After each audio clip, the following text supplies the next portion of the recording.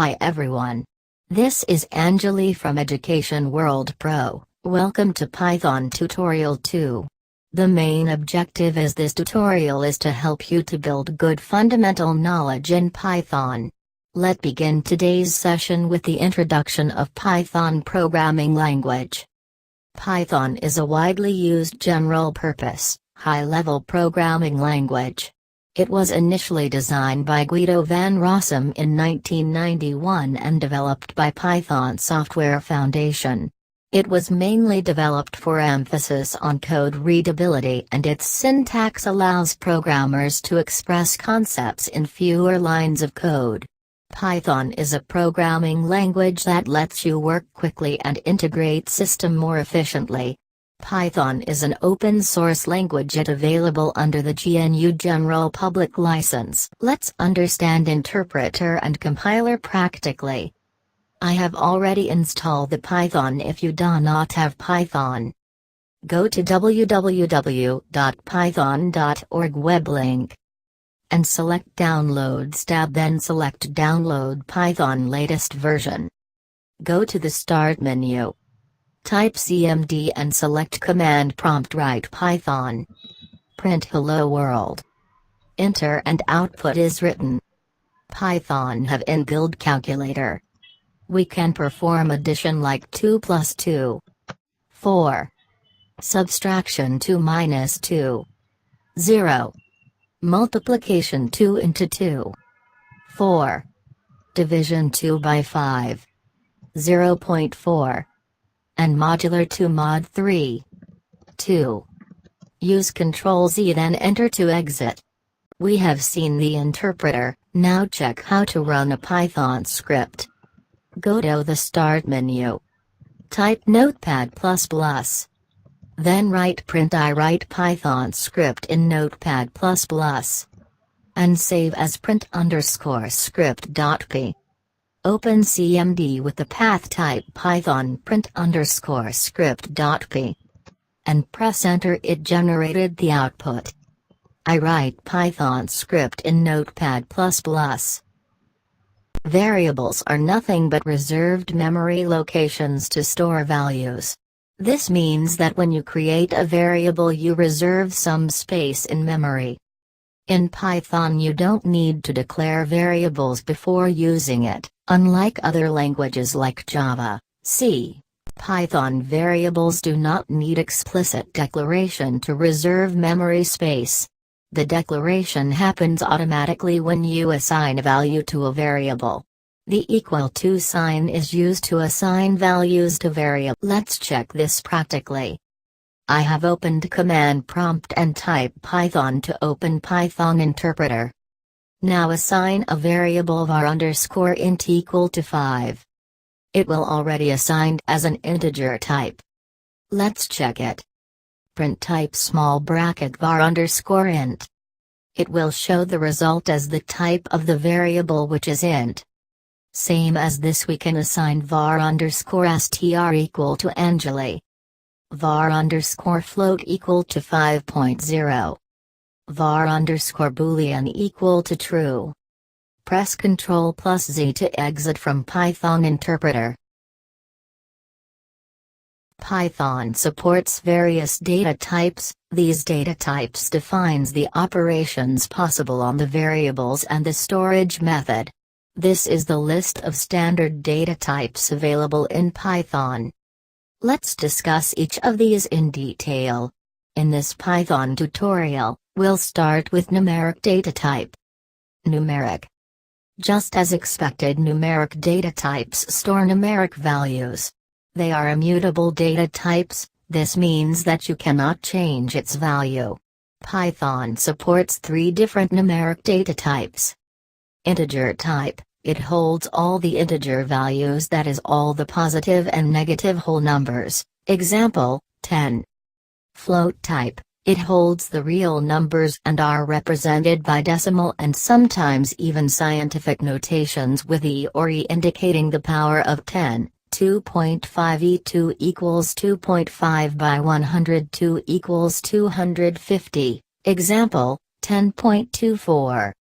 Complex type. These are of the form a plus bi, where a and b are floats and I represents the square root of -1, which is an imaginary number, example, 10 plus 6i. So, we can assign a variable as a list with square bracket. Then, we can assign a variable as a tuple with small bracket. And set with set keyword.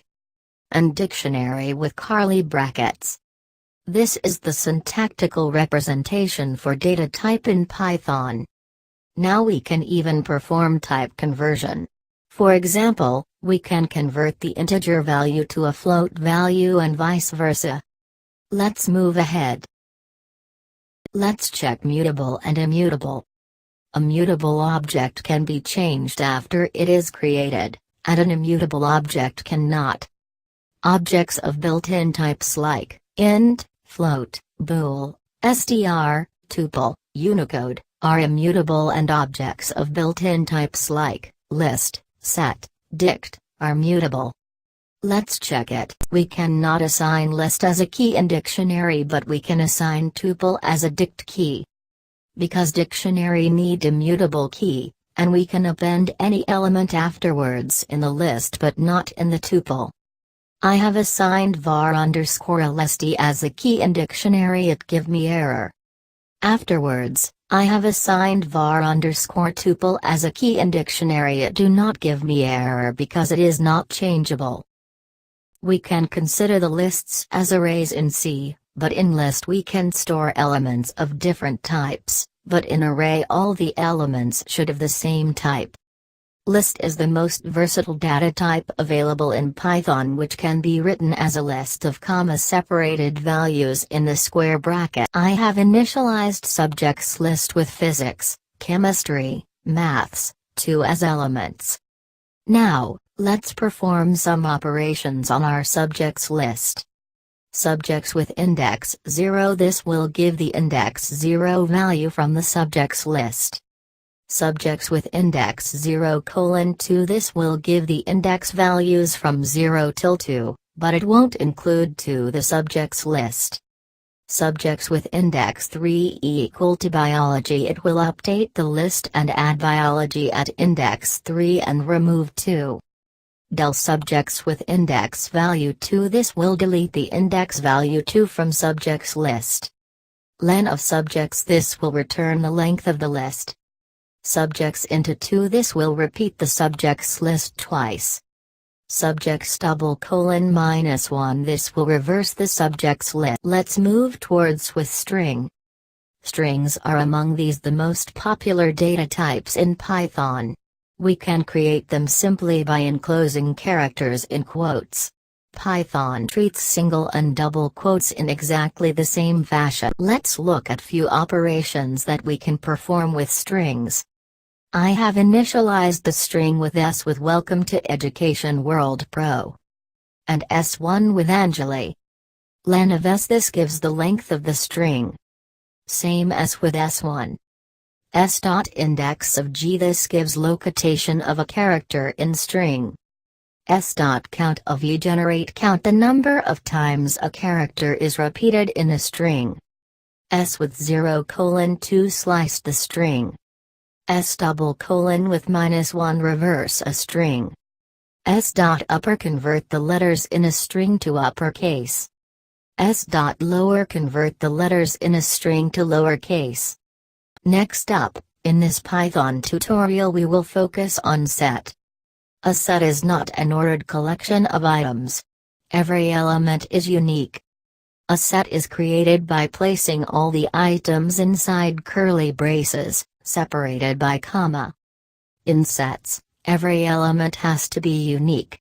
Try printing the set with duplicate items. Here 3 is repeated twice, but it will print it only once. Let's look at some set operations. Union of S1 and S2 is a set of all the elements from both sets. Union is performed using pipe operator.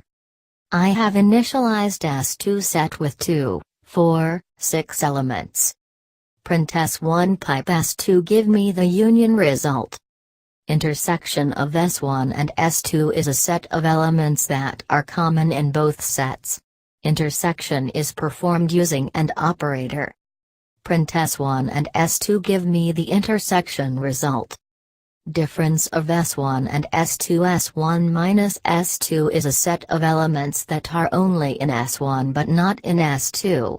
Similarly, S2 minus S1 is a set of element in S2 but not in S1. Print S1 minus S2 give me the difference between S1 and S2 result. Symmetric difference of S1 and S2 is a set of elements in both S1 and S2 except those that are common in both. Symmetric difference is performed using cap operator. Print S1 cap S2 give me the symmetric difference between S1 and S2 result. It remove all duplicate values from both set. A tuple is basically an immutable list. It means you can't add, remove, or replace any elements. Once you declare it, you are done. Strings, tuples are hashable. Slicing and dicing in tuples works exactly like list. Whereas a set is like an array of unique elements and it has no order. But has the advantage over a list and tuples that it is much faster, almost regardless of the size of the set. It also has some handy operations such as union and intersection. The elements of a set is not hash. Operators are the constructs which can manipulate the values of the operands. Consider the expression 2 plus 3 equals 5, here 2 and 3 are operands and plus is called operator. Python supports these types of operators. Comparison operators. Membership operators. Bitwise operators. Assignment operators. Identity operators. Logical operators. Arithmetic operators. Let's focus on each of these operators one by one. Arithmetic operators.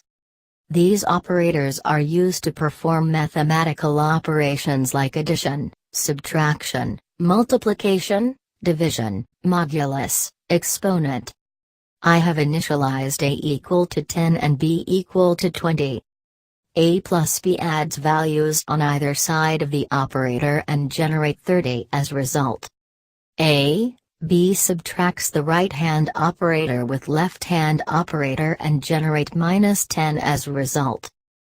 B multiplies values on either side of the operator and generate 200 as result. B divides left-hand operand with right-hand operator and generate 0.5 as result. %B divides left-hand operand by right-hand operand and returns remainder and generates 0 as result. B performs exponential or power calculation on operators and generate 1 with 20 zeros as result. Now let's see comparison operators. Comparison operators. These operators compare the values on either sides of them and decide the relation among them. A double equal to b if the values of two operands are equal, then the condition becomes true. It generate false because a and b are not same. A not equal to b if values of two operands are not equal, then condition becomes true. It generate true because a and b are not same. A b if the value of left operand is greater than the value of right operand, then condition becomes true. A b if the value of left operand is less than the value of right operand, then condition becomes true.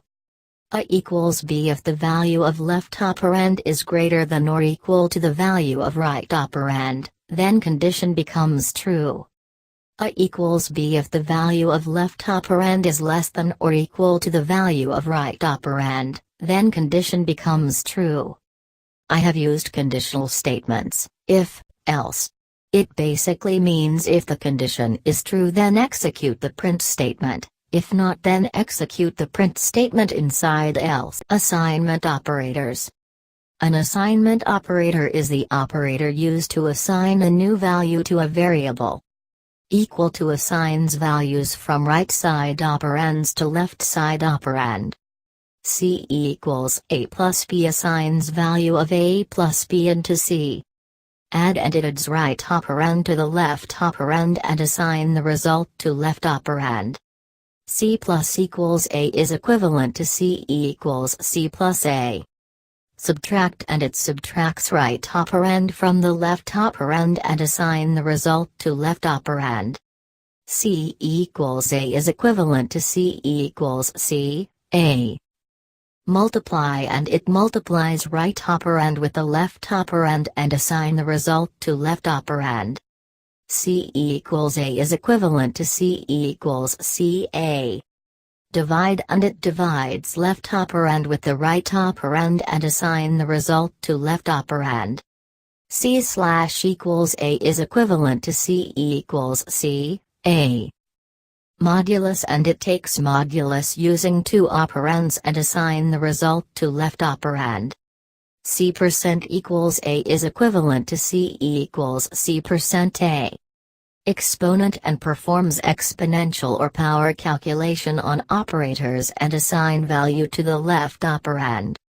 C equals A is equivalent to C equals C bitwise operators. These operations directly manipulate bits.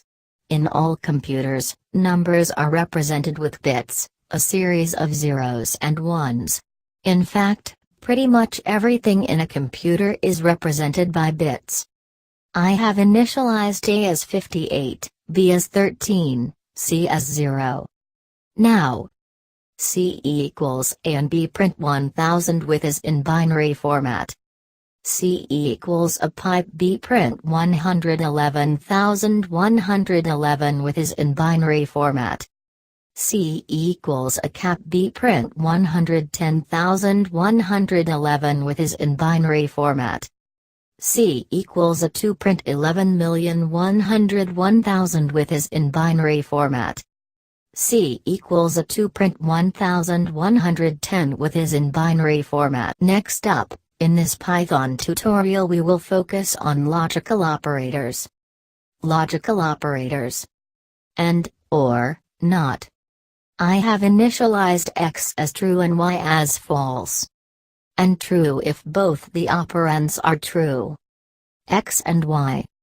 Or true if either of the operands are true. X or Y. Not true if operand is false. X not Y. Now in Python tutorial, we'll learn about membership operators. Membership operators. These operators are used to test whether a value or a variable is found in a sequence, lists, tuples, sets, strings, dictionaries, or not. In is true if value, variable is found in the sequence. Not in is true if value, variable is not found in the sequence. I have initialized X as a list with 1, 2, 3, 4 as elements. And A equals 3. Print A in X it gives me true as a result. And print A not in X it gives me false as a result. Next in Python tutorial, it's time we understand the last operator, that is identity operator. These operators are used to check if two values, or variables, are located on the same part of the memory. Two variables that are equal does not imply that they are identical. Operator is true if the operands are identical. Operator is not true if the operands are not identical. I have initialized x1 equals Welcome to Education World Pro, x2 equals 1234, y1 equals Welcome to Education World Pro and y2 equals 1234. Print x1 is y1. Print x1 is not y1. Print x1 is not y2. Print x1 is x2. I hope you have enjoyed the read till now. Next in Python tutorial, let's look at various conditional statements. These are used to execute a statement or a group of statements when some condition is true. There are namely three conditional statements: if, elif, else. First, the control will check the if condition. If it's true, then the control will execute the statements after if condition. When if condition is false, Then the control will check the elif condition. If elif condition is true, then the control will execute the statements after elif condition. If elif condition is also false, then the control will execute the else statements. Let me tell you how it actually works. Let's move on Notepad++. I have initialized x equals 10 and y equals 12. If x greater than to y, print x is less than y. If x less than to y, print x is greater than y. Else, print x and y are equal. The output is x is less than y. Now is the time to understand loops. In general, statements are executed sequentially. The first statement in a function is executed first, followed by the second, and so on. There may be a situation when you need to execute a block of code several number of times. A loop statement allows us to execute a statement or group of statements multiple times. Let me explain you. First, the control will check the condition.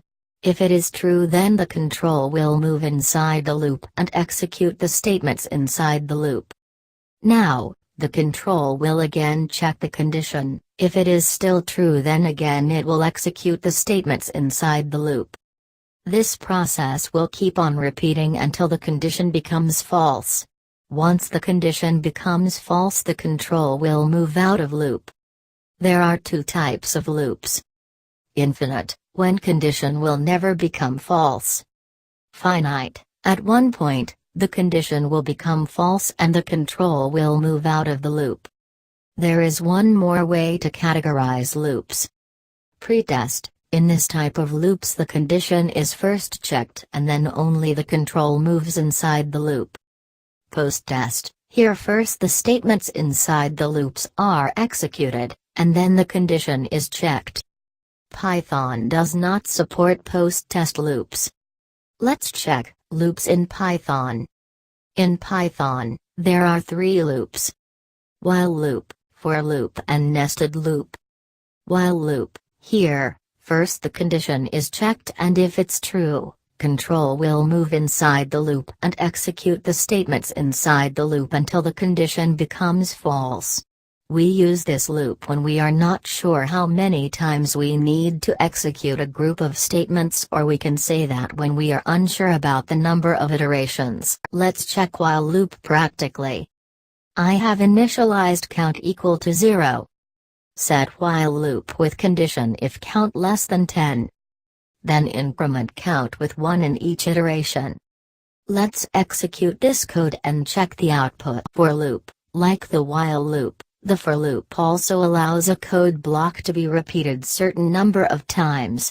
The difference is, in for loop we know the amount of iterations required, unlike while loop, where iterations depends on the condition.